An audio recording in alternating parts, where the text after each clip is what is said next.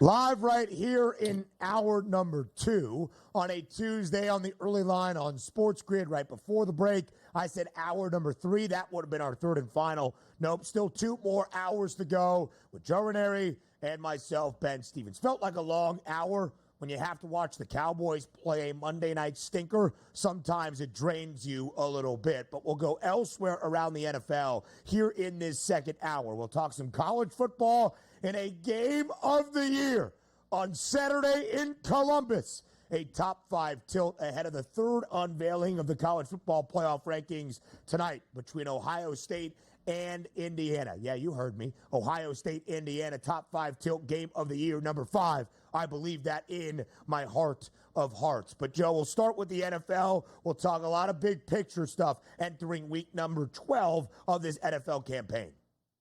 Yeah, it's getting fun here, Ben, as we're right smack here in the middle of November. We've got college basketball now really getting ready to start their conference play, and you mix in week 13 of the college football season, and we got a lot going on through the end of the year. Yes, we certainly do. Joe, at the end of Sunday's slate, when the Detroit Lions beat up on another bad team, that being Jacksonville, winning 52-6 and covering yet again as a 13.5-point favorite, which, oh, by the way, was the largest spread this year in the National Football League. Something seismic, that's the word I'm looking for, happened. The Detroit Lions moved in front of everybody around the NFL to become the Super Bowl 59 favorites. A Lions franchise that, as you see there, is now a Super Bowl favorite who has never played in a Super Bowl. They have won an NFL championship way back before the Super Bowl era in the late 1950s, but Detroit has never even played in a Super Bowl, let alone hoisted a Lombardi trophy. And here we are at the end of 11 weeks with the Lions as a Super Bowl favorite, moving past the 2-time reigning champs in the Chiefs. You see the market movement in front of Buffalo, in front of Baltimore, in front of Philadelphia, in front of San Francisco, in front of everybody. So buy or sell, Joe Raineri. The Lions will be the Super Bowl favorites when the playoffs begin. Well, 675 yards against Jacksonville, I think the 6th most in an NFL game. Congratulations, 675 to 170. There are going to be a lot of people with recency bias, Ben, that look at this Detroit team and go, yeah, this is the greatest team we've ever seen. Dan Campbell's literally going out of his way to embarrass teams here at this point. And, oh, yeah, they only have, Ben, I don't think they have another outdoor game until what? I think the 49ers are on the schedule at some point coming up. This is California. Everything. Yeah, right, exactly. Like everything has lined up for Detroit this year. But the thing that worries me is that they are now expected to win, Ben, where the Lions have always been the underdog. They're not an underdog anymore, folks. Look at that. They are a big-time favorite, and they are running through everyone. But let's not forget, we do know what Jared Goff is capable of. 5 interceptions a couple of games ago. I still don't know how they won the game. They were given the game. But he is very capable of losing games. Let's hope he loses it before January gets here. So in terms of the buy or sell question, I do find it very interesting, right? Because right now, the Lions look like the best team in the NFL. They are tied with the Chiefs for that best record at 9-1. But unlike Kansas City, there has been no doubt. When Detroit wins games, they win games big, even overcoming 5 interceptions to come back and rally against the Texans on the road, another first-place team. So right now, they earn the benefit of the doubt. And not only did they absolutely smash and eviscerate Jacksonville on Sunday, the Chiefs also lost their first game of the year on Sunday as well. Both things happening at the same time, and thus Detroit, from the odds market optimism, moves in front of Kansas City. But at the end of the regular season, I expect the Chiefs to be the number 1 seed in the AFC. I think Buffalo is more than likely the number 2 seed in the AFC. I think the Lions will be the number 1 seed in the NFC. But at that point, Joe, if the Chiefs have home field advantage in the AFC postseason, even in comparison to the Lions not having to go outdoors throughout the entirety of a playoff run to get back to an NFC championship game, to play in their first ever Super Bowl, I still think at that moment the Chiefs would be the favorites to win a Super Bowl because of their playoff pedigree, and how could you discount that in the odds market? So assuming that both teams right now are minus money favorites to be the 1 seed in their respective conferences, that those odds are correct. Detroit 1 seed in the NFC, Kansas City 1 seed in the AFC. If that holds, I do believe the Chiefs would be the Super Bowl favorites at the start of the postseason. Listen, I think the Chiefs certainly still have a path to get everything they want. Home field advantage, right? Win the West, and that's ultimately what their goal is anyway, is just to make it to the postseason.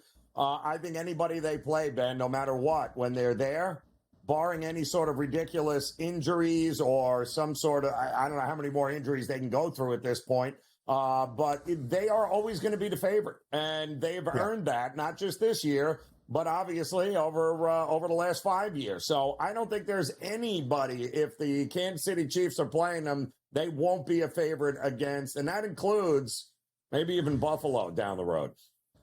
And so here's also a thing just to know for Detroit. They have the 5th most difficult schedule remaining this season. They have to play Buffalo. Yes. They've got divisional games still against the Vikings and the Packers, in both against the Bears. We'll see about Chicago in just a little bit. A game against an Indianapolis team who more than likely will still at least be relatively in the hunt graphic or in that playoff chase for a wild card spot in the AFC, and the San Francisco 49ers. It is not easy for the Lions, but Detroit has proven they are going to win games and they are going to cover the number in those games, booked as a favorite. The Chiefs, not nearly as difficult of a schedule. Still have the Steelers, the Chargers, the Texans, and the Broncos on the docket, but also games against the Raiders and the Browns. And then as a double-digit favorite, laying 10.5 this week on the road in Charlotte. Best of luck to Carolina, standing in a pissed-off Chiefs path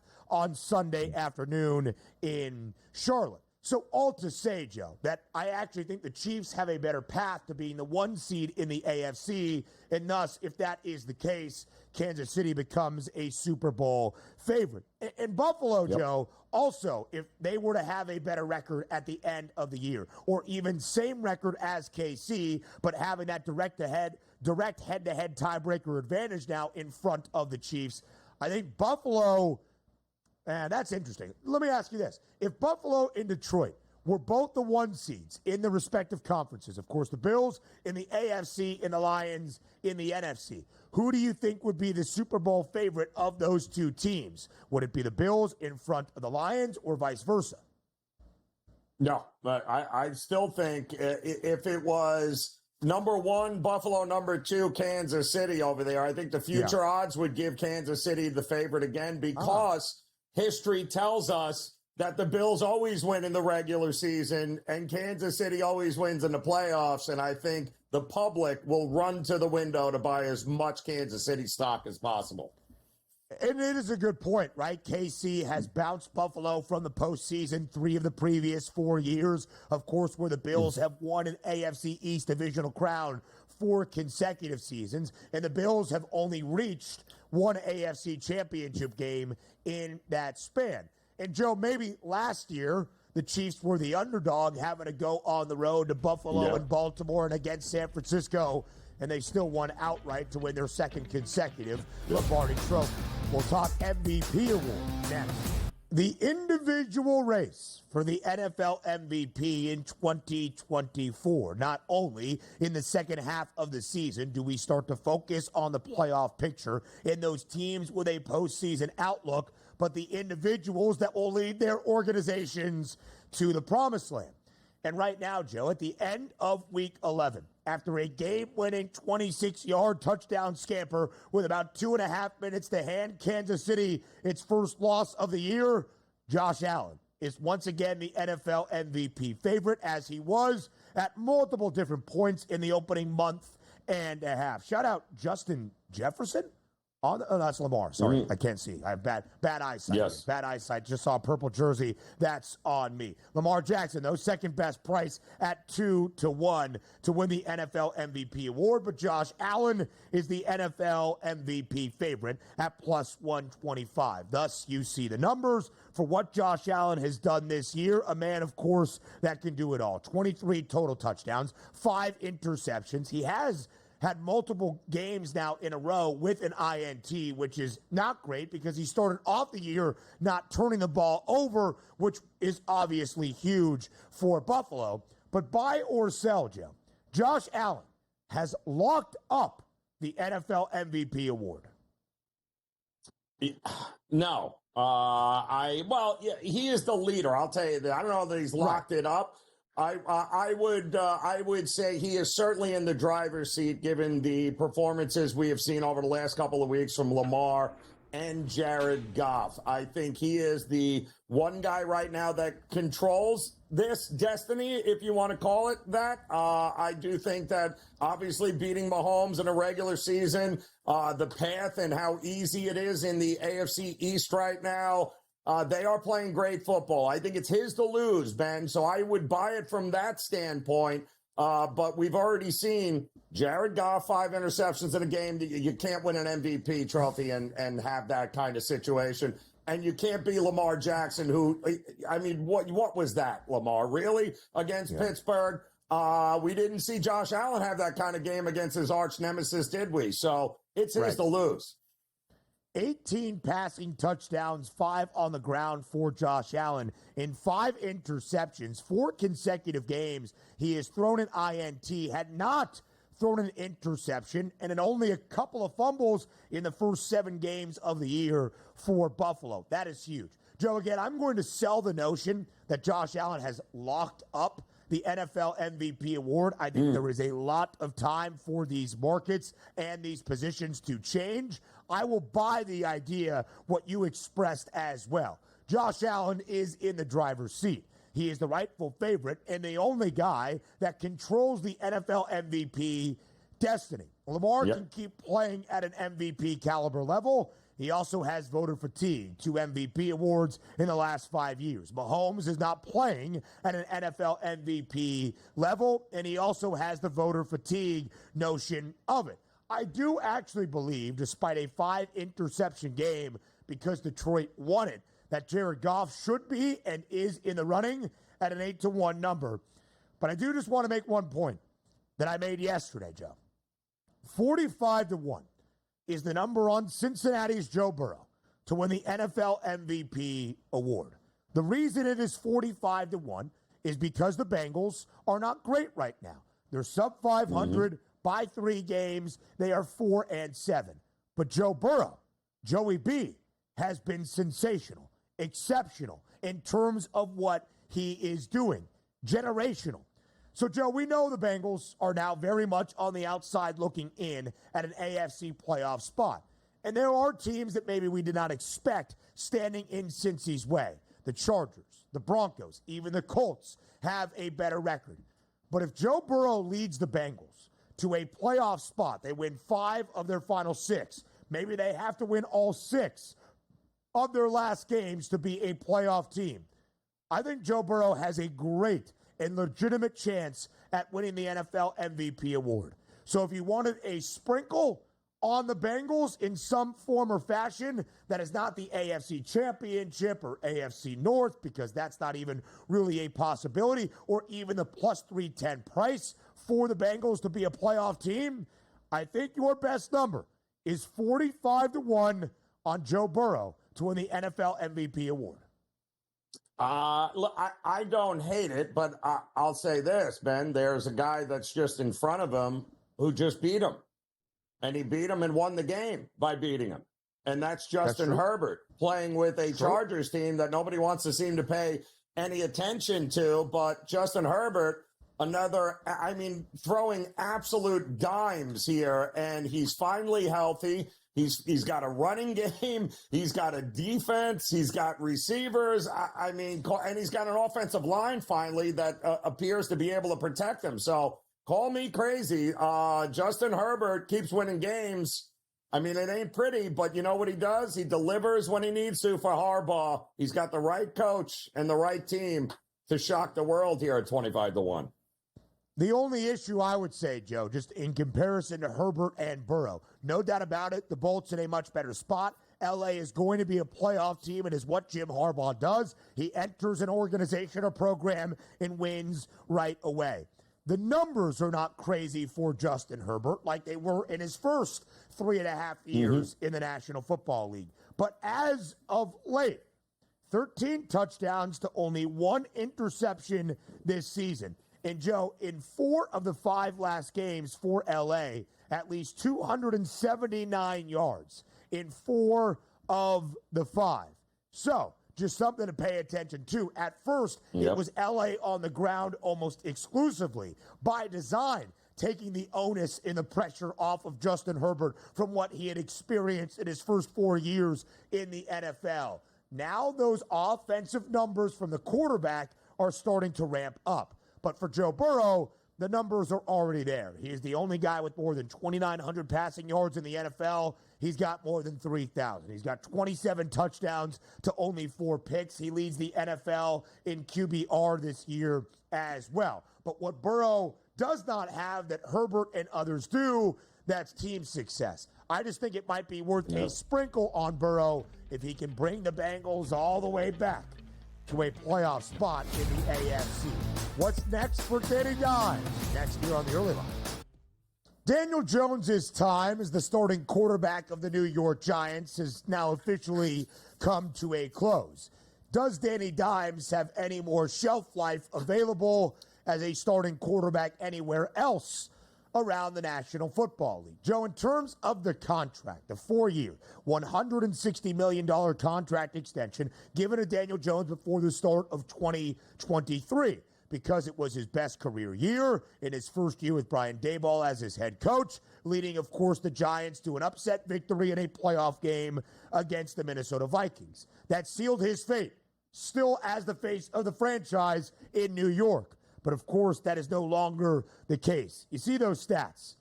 They're not very good. 85 total touchdowns to 73 total turnovers. That's not good. And a 24-44-1 quarterback record. Wins and losses are always tied to a quarterback, fair or not. So buy or sell, Joe Raineri, Daniel Jones' days as a starting quarterback in the National Football League are over. I'm selling this, Ben, because I don't think they're over. I think he's 27 years old, and I think over the next year or two, he will be a backup quarterback in the NFL with a organization, which is fine, he's already made $106 million in his career at the Giants, so financially he's good to go. But at 27 years old, didn't we already do this with Baker Mayfield and Sam Darnold, and we acted as if they were never going to start again, and then they land with the right coach and the right organization, and just like that, they get their second opportunity with a whole lot of experience underneath their belt. So you can't say his days are over as a starter. It's the NFL, and there aren't that many quality quarterbacks in the world that can play that position. So I'm going to sell on that here, Ben. Just look at Sam Darnold and Baker Mayfield. I completely agree, Joe. I am going to sell on that notion for the same exact reason you just expressed. Had we done this 3 years ago at the end of Baker's tenure in Cleveland, we probably would have said bye.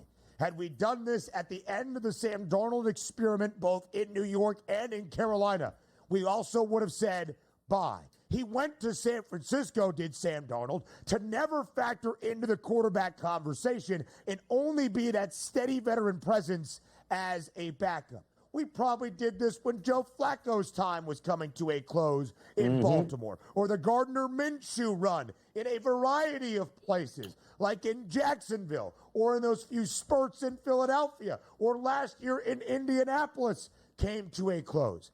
Daniel Jones will start more games as a quarterback in the National Football League. Will he always be number one on the depth chart of whatever NFL organization he joins in 2025 and beyond? No, I'll sell that. But, Joe, I don't even think it's going to be just simply injury that gives Daniel Jones another starting chance in the National Football League. I think there could be a chance that he enters an organization next season that might need a quarterback that did not get their guy, or drafts a young rookie that might not be ready from week number 1, or Daniel Jones starts a few games. Is he going to be successful? Is he going to see his career reinvigorated in the ways we have seen for Baker Mayfield? That's a very different question.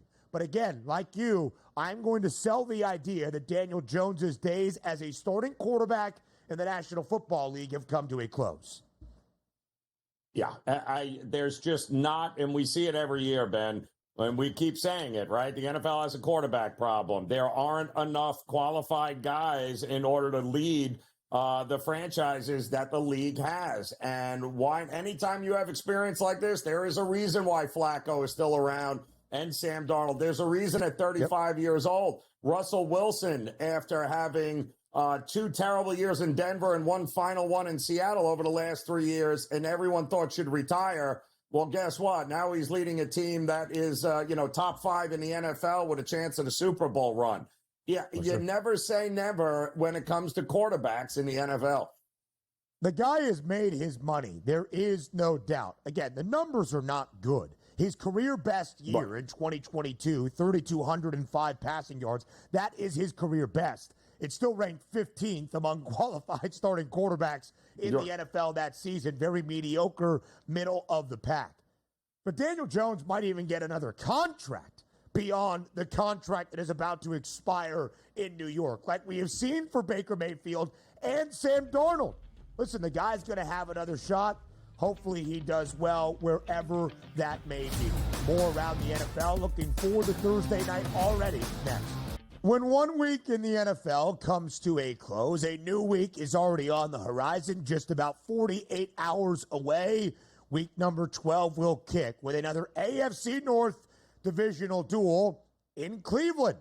The Browns will play host to the Pittsburgh Steelers. Pittsburgh riding a 5-game win streak. They have won all 4 games that Russell Wilson has started as a Steeler. And of course, they are 8-2 with a 1.5-game lead for the top spot in the AFC North. And now, Joe, the narrative on this Pittsburgh club is starting to change. Not just, okay, they win football games. That's Mike Tomlin. Okay, maybe they'll win so many football games they can outlast the Ravens in the AFC North. But, okay, are the Pittsburgh Steelers a true conference contender? That we will debate in just a matter of moments. You saw a 4.5-point spread in favor of the Steelers there on the graphic. It has already worked down by a point, just over a field goal. Short week, Thursday night game for the Steelers, Joe, after a huge and exciting finish against the Baltimore Ravens on Sunday. The line would suggest against a 2-8 Cleveland team, this is a trappy spot for the Steelers, or at least a comeback down to earth spot for Pittsburgh. Yeah, I mean, if this was any other year, Ben, we have seen this nightmare situation with the Steelers before. They're the better team. They're clearly the better team. They go on the road and they play a team that is going the wrong direction. And what happens? The Steelers play down to the level of their competition and they can't get it done. Now, what's ironic about this is the look-ahead line for this was the Browns as a favorite at home. But I look at what has happened to this line here, Ben. Now we're looking at 4.5, and it's going to keep getting bet. So that is not a good situation to be looking at. And I'll say this about the Browns. Jameis Winston had a great game statistically there. You look at the numbers and you're saying the guy was completing passes. He was throwing for over 8.5 yards a completion. There was no reason why they should not have won that game until, of course, you look on the one thing that the Browns have done well all year long was get a pass rush, and the defense pretty good. Defense gets all sorts of turnovers, but gives up 5 touchdowns of 30 yards or more, Ben. 5 of 30 yards or more. That's why they lost.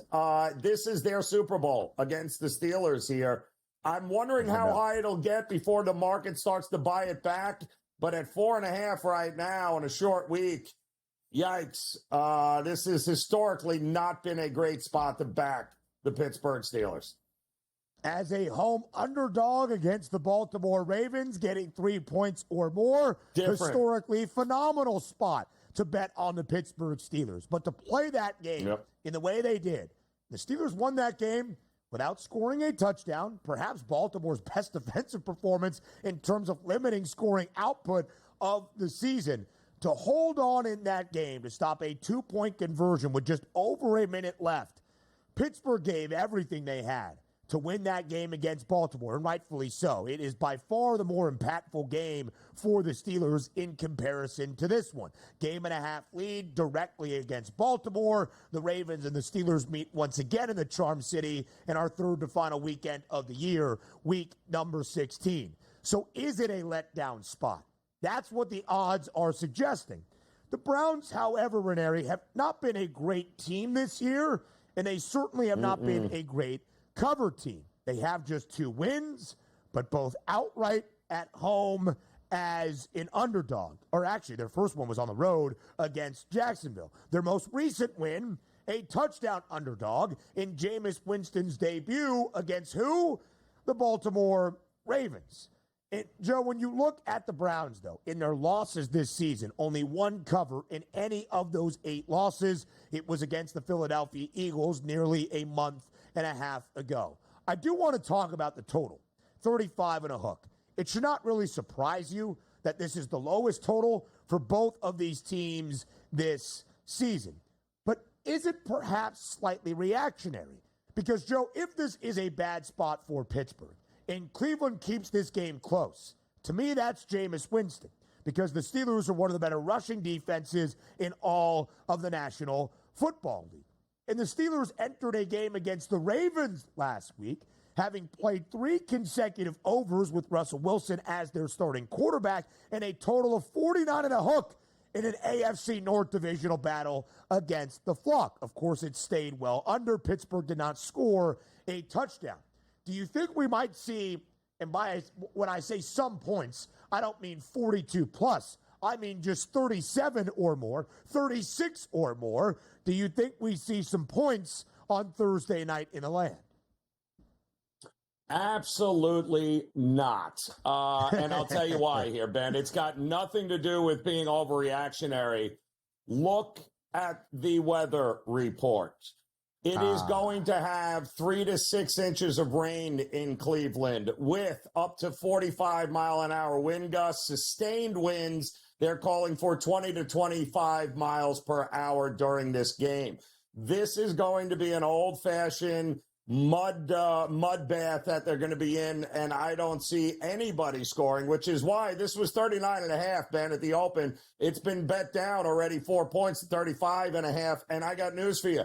The closer we get to Sunday and and more people start realizing what the weather's going to look like, the worse it's going to get. So I think this thing closes even lower than the 35.5 currently. Yeah, that would be very interesting. And, of course, weather a huge component for this Thursday night football game between the Steelers and the Browns. When you look at the numbers this year, Joe, Cleveland has played in 2 games that have featured a total at 40 or lower, both games under. Pittsburgh has played in 4 games with a total of 40 or lower, and 2 went under to start the year with Justin Fields, 2 over here as of late in the last month and a half. But, of course, it is the weather that would play a huge factor in that. And, again, Cleveland, bottom 10 rushing defense in the NFL. We saw Taysom Hill and the gang absolutely gash this team on Sunday. Pittsburgh, the 4th best rushing defense in the NFL. And the Steelers run it on more than 52% of their plays. That's second most in the National Football League. You would think then a sloppy, ugly game where you can't really throw the football effectively or down the field would favor Pittsburgh. But, Joe, let's go to the outlook beyond that, right? Because Pittsburgh is always a winning football team with Mike Tomlin. Year number 18, previous 17. Pittsburgh, of course, never a losing record, never less than 8 regular season wins. They make the playoffs at least twice in the last 3 years. But it has been a long time since Pittsburgh played in the AFC Championship, nearly a decade, 2016, or won an AFC Championship and featured in a Super Bowl, 2010. the ceiling of the Steelers now with Russell Wilson on this 5-game win streak, all 4 starts that Russ has made. Joe, I asked the question right as this segment began. Is Pittsburgh now a legitimate conference contender in the AFC? What's your answer to that question? Yeah, they absolutely are. I mean, this is tied for the second best start to a season under Tomlin. They own a league high, Ben, 5 wins over teams currently above 500. And Detroit and Kansas City are behind them, along with Baltimore and Tampa. So they've got to be a little bit more consistent, I think, offensively. You're not going to keep winning games by not scoring touchdowns here. But we know defensively they are elite. And we've already seen the balance that Arthur Smith and Russell Wilson together bring. This is a very dangerous team that's built to win games in late December and in January, and that should scare some teams in the AFC. And could you still be getting a discount right now on Pittsburgh? Plus 950 is the price to win the AFC Championship. The Steelers are 9-1 to have the best record in the AFC. They have a gauntlet remaining the rest of the way outside of this game against the Browns, but still some odd prices, not full belief in Pittsburgh right now. More on the early line next.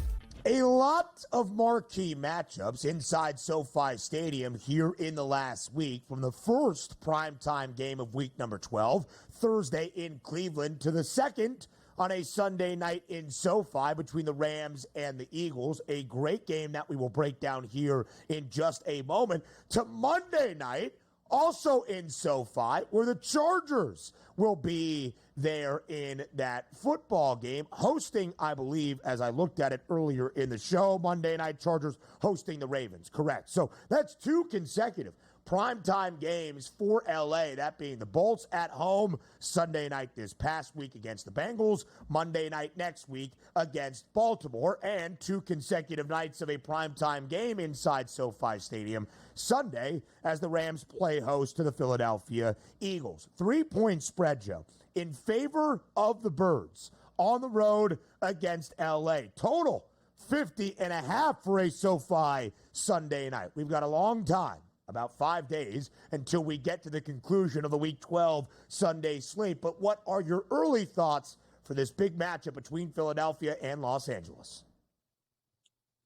Well, if you can tell me which Rams team shows up, then for this, I'd have a much better feel for this game. Is it the Rams like we just watched last week against the Patriots, with Stafford going on a road and hitting Nakua and Cooper Kupp and working the entire field? Or are we going to get the Matt Stafford who doesn't throw a touchdown pass in a game and they get blown out? And that's the problem. We know they're 2-3 right now against the number at home this year. They're 2-1 against the number as a home dog, but the Eagles, coming off the mini bye, they played last Thursday night against the Commanders, and they've been pretty good on the road this year. 4-1 against the number, and also 2-1 against the number as a road favorite. So all of this leads me to think Philly should be the favorite in this one here with the extra rest.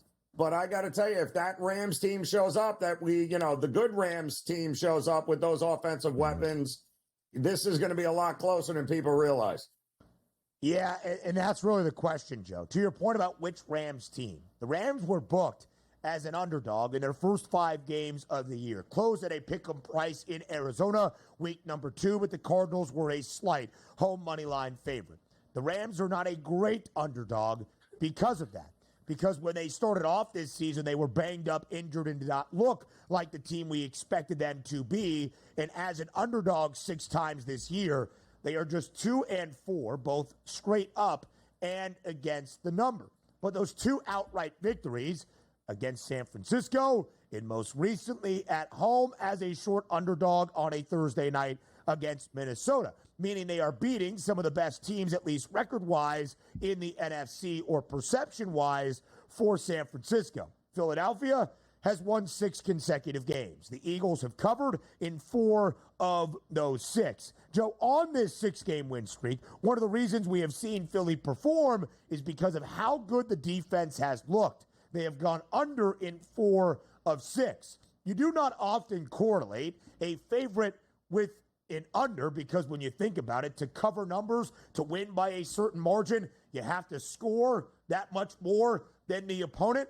But that's actually how I feel about this game. If Philadelphia wins comfortably on the road, it's because they stifle Matthew Stafford and that LA offense. The defense continues to improve, and that total of 50 and a hook does stay under. Yeah, and listen, we've talked about this a lot, Ben, early on in the season. When Vic Fangio takes over defenses, there is a learning curve. And we have seen every place he has gone, the defense not look good early in the season, but right around week 6 or 7, boy, they start to get it. And there is no shortage of talent on that side there. And boy, oh boy, Fangio certainly had no problem handling Cliff Kingsbury's offense there with Jaden Daniels, did he? I don't think they're going to have a problem here with Matt Stafford and company either, but they should be a favorite. But we've also seen this offense of Philadelphia, not exactly lighting the scoreboard up or a ton of confidence on the road, but they should be the favorite here.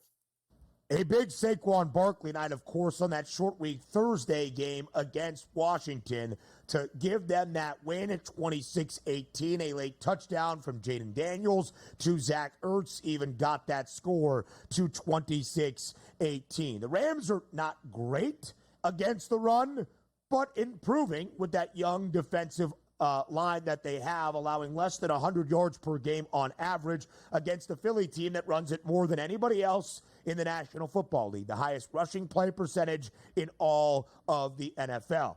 And, Joe, the importance of this game cannot be stressed enough for Los Angeles. The Rams are 5-5. They are in that logjam in the NFC West, where there are 3 teams at an even 500, the Rams, the Niners, and the Seahawks, and only one team above 500, that is Arizona at 6-4.